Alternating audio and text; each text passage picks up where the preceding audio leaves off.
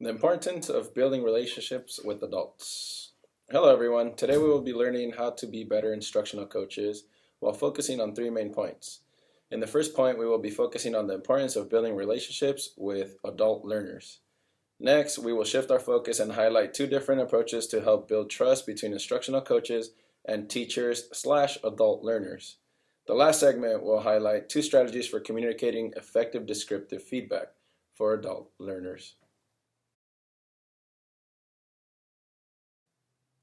Introduction, Part 1, Building a Relationship with Teachers. We will begin by focusing on the importance of building relationships.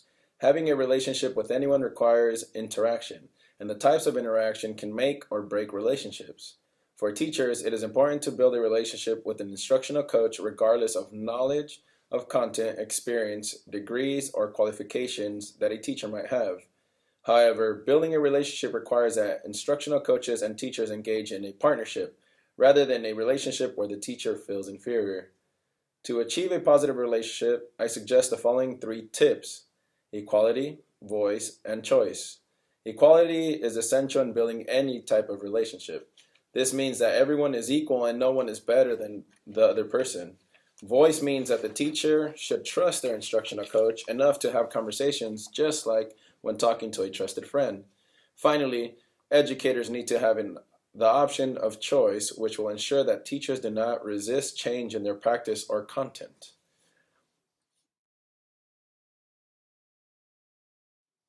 Part 2, Two Approaches to Building Trusting Relationships. In this segment, we will be covering two different approaches that instructional coaches and educators can use to help them build trusting relationships.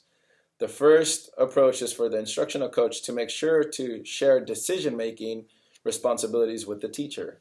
Sharing the power to make decisions means to allow the teacher to make contributions to the decisions made for improving his or her classroom practices. The information that the instructional coach provides should not be in a top-down format, but rather a decision made based on an agreement. This means that the instructional coach needs to be prepared to ask effective professional questions so that the teacher can come up with his or her own ideas that they can take ownership of. In addition, giving the teachers choices helps foster trust in the relationship. This can be done by offering teachers options when choosing the strategies and methods that they might need help with to encourage student success. Hello, Mr. Perez. Did you receive that email earlier? Yes, thank you for reaching out to me. That email is part of the reason for my visit. I wanted to meet with you to go over what I saw during my observation earlier today. My pleasure. Like I mentioned in the email, I have been having trouble with behavior issues during my third period. Yes, I did notice that there were some behavioral issues during your observation, which seemed to affect the flow of class.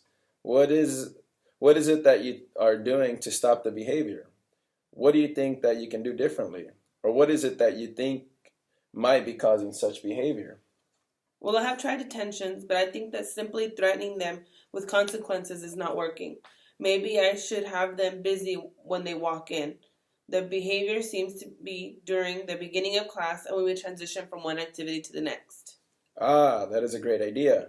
Maybe creating some bell ringer, warm-up activities, or questions will help keep them busy and not allow them to misbehave.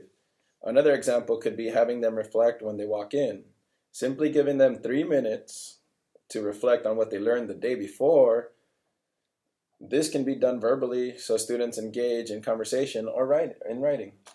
I'll write those two ideas, but I think I'm confident enough to begin using bell ringers. I will start that strategy tomorrow. I'm not too sure if having reflection would help out my behavior issues, especially if I allow them to talk.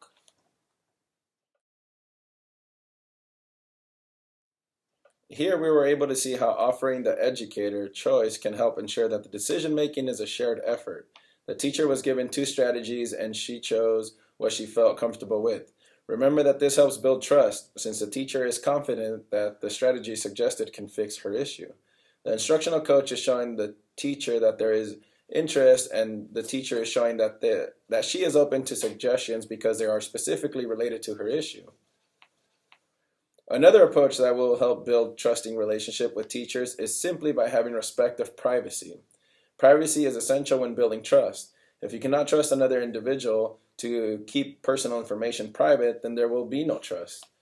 This will then lead to having non-meaningful conversations and will affect the relationship.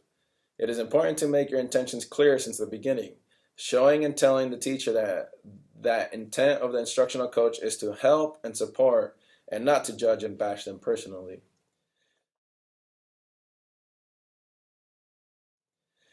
Hello, Alexis. I am glad we were able to meet during your prep period. Let's go over what I noticed from your observation. Okay, thank you for meeting with me privately. I heard from a friend at a different school that one time after an observation, she walked into the teacher's lounge and they were having a conversation about her and her performance in the classroom. Wow, that is definitely not a good thing. Poor teacher. I can only imagine how upset, hurt, and betrayed she must have felt. Exactly. She said that she felt so betrayed that she lost all of her trust with that instructional coach. I was a bit scared when I heard that story and knew my observation was coming up. However, I am extremely relieved that we met during my prep period where this conversation will be private.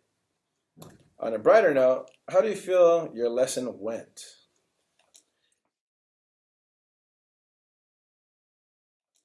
Here, we were able to see how respecting privacy can help build trust in a relationship. It is essential to not commit the error of blasting teachers publicly because it can break trust and the relationship altogether. However, it is not a bad idea to praise the teacher publicly when he or she is doing something well.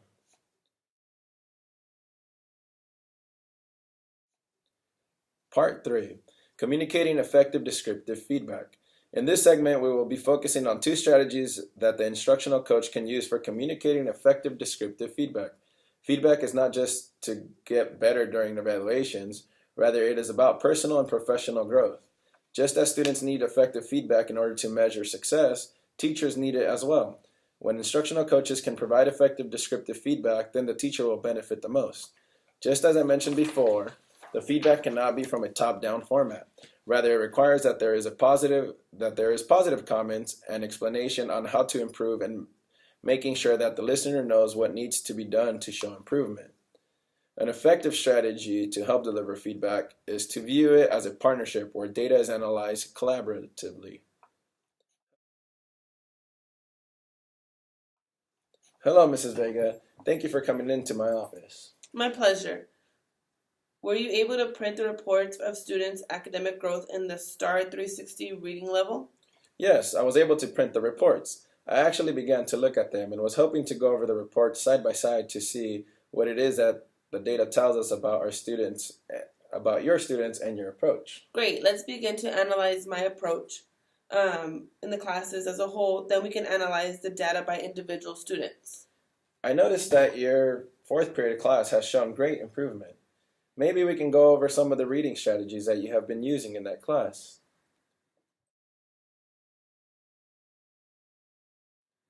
It is important to provide feedback that is backed by evidence. In this case, it was data from a STAR 360 report. Backing up the feedback with data is great because it allows the teacher to see that the instructional coach is praising or commenting on data and not on the teacher's performance. Another strategy to communicate effective feedback is to have evidence of practice so that the instructor can communicate effective feedback. Most schools have access to electronic devices that record. Therefore, it is simple to set up a device that records their practice. Recording oneself while teaching allows the instructional coach to pinpoint specific areas of success and areas of need. It also allows the teacher to feel more confident and might teach more natural since there is no pressure of having someone else in the room watching the lesson. Thank you for submitting your video to me on Google Drive. I was able to watch it and look at the areas that you pointed out on your description. I'm glad you received it. Recording myself felt a bit different, but I must admit it was easy for me to set up and I quickly forgot the camera was even there. Yes, it is often easier than having someone sit at the back of the classroom while you are attempting to complete your lesson and keep things in order. Now let's focus on the area of increasing student participation. I feel as if I did an okay job, but I know there is better ways to call on students for participation. I have heard of an alternating boy, girl, boy, girl. However, in this class, the boys outnumber the girls 16-9. Great suggestion, but in your case, that would not be fair. Have you tried the name generator program? I know that we have apps on the iPad and on different websites to ensure random name calling to ensure equity in the classroom. Another suggestion would be popsicle sticks.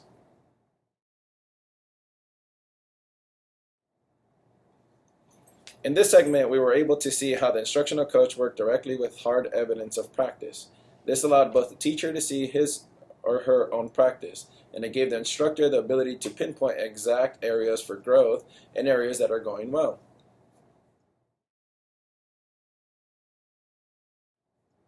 To recap, today we have covered the importance of building a relationship and how that affects the willingness to learn and search for personal growth.